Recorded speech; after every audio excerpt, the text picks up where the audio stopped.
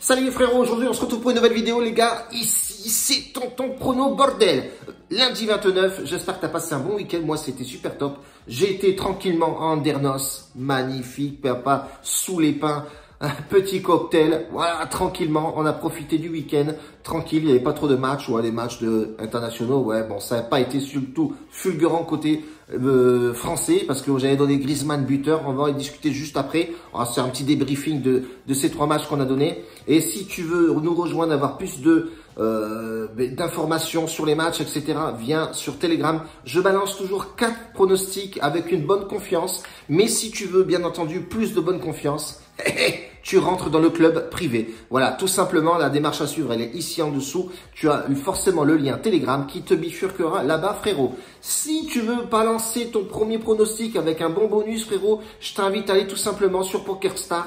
Très très bon bonus, tchatcher les frérots. Intègre, voilà, tu t'inscris, tu fais un screenshot, tu me l'envoies sur Telegram et je t'inclus directement en balade avec moi pendant un mois, gratuitement, via ce code et tu rentreras dans le club privé, frérot. En tout cas, je te remercie déjà pour une première chose, c'est de regarder cette vidéo-là, de t'abonner ici, de balancer du pouce et balance-moi un petit commentaire si plus c'est infinité, bébé. Bref, 3 matchs, Ukraine, ils font 1-1, ils se font rattraper par la Finlande, ils prennent un carton rouge. Voilà, c'est les aléas du football. Danemark, on a assuré le délire. D'ailleurs, je m'étais trompé sur le pronostic. On avait dit Danemark gagne en première et en deuxième mi-temps. Chose qui a été faite aussi. Ils ont assuré le coup, les frérots. Et l'équipe de France qui couac. Voilà, 2-0. Certes, beau match. Changement de composition terrible. Mais Grisou n'a pas marqué ce but-là. Ça arrive, c'est le football, c'est comme ça. On sait très bien que les mecs font tourner pour qu'ils repartent dans leur club. Ils se fatiguent pas trop, les frérots, parce qu'à un moment donné, si tu tires trop sur la corde, elle va péter, tu vois ce que je veux dire. Mais on assure le strict minimum.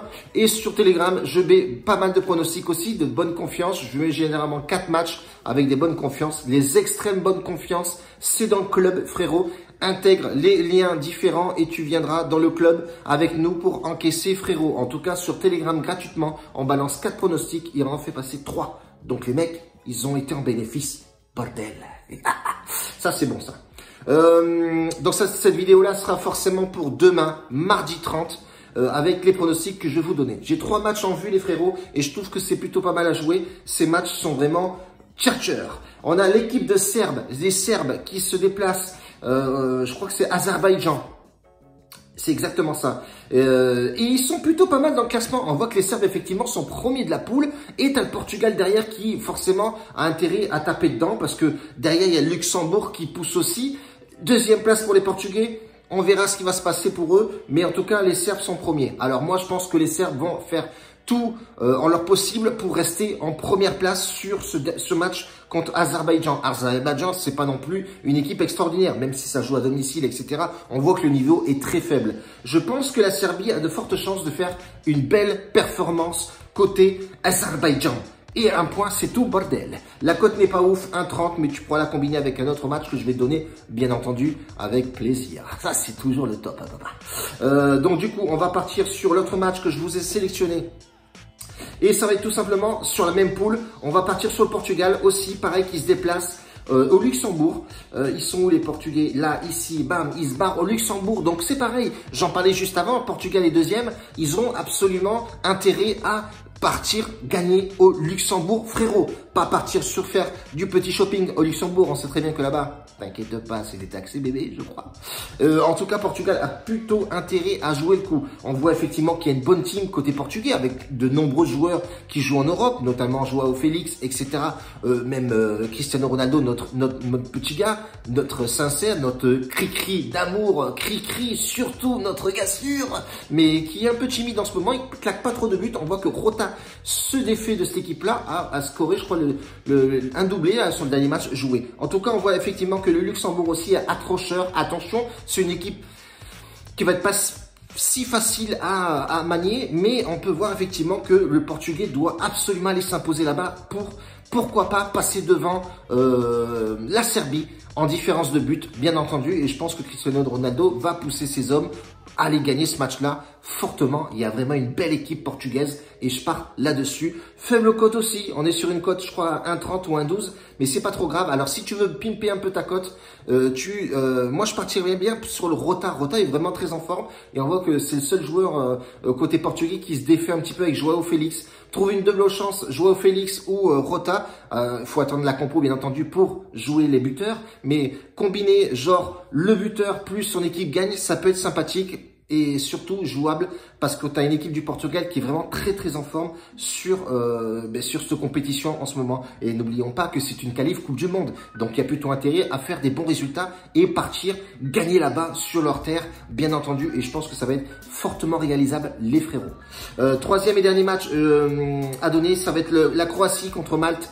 Pareil, les Croates, moi je les vois bien aussi, même si la cote n'est pas super ouf, j'ai quand même sélectionné une cote à 1,30. La Croatie s'impose avec 2 buts, pourquoi pas la jouer. Je vais juste aller voir un peu ce qu'ils font en ce moment les Croates, parce que c'est vrai que j'ai pas trop le nez là-dessus. Et les Croates, j'aime bien cette équipe, moi il y a vraiment du potentiel aussi à jouer sur les Croates.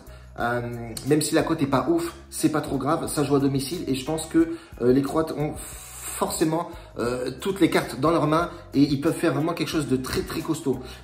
Les Croates sont actuellement 3e, voilà, ils sont à 3e, ex aequo avec la Slovénie, donc c'est pour ça que j'avais pris ce match-là, ils sont les mêmes points, hein, 3-3, mais ils doivent faire quelque chose absolument. Et je pense que les Croates vont claquer du but sur ce match-là. C'est pour ça que j'avais dit les Croates avec plus de buts, parce que là, il y a vraiment urgence à partir sur une victoire sèche avec le nombre de buts, parce que sinon, la Coupe du Monde, frérot, tu vas la faire dans ton canapé avec une bonne bière croate et tu vas aller voir les cigales sur le port là-bas, chez les mecs.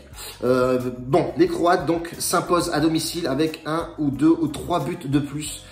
Chance pour eux, ou espérons bien que ça passe, parce qu'il y a vraiment une value là-dessus. Ils doivent absolument le faire et surtout claquer du but pour éventuellement gagner ce match-là, pardon, bien entendu. En tout cas, on reste comme ça pour aujourd'hui, les gars. 3 matchs en vue, donc je vous ai donné un petit peu mes petites options sur ces matchs-là, différents matchs qui vont se jouer.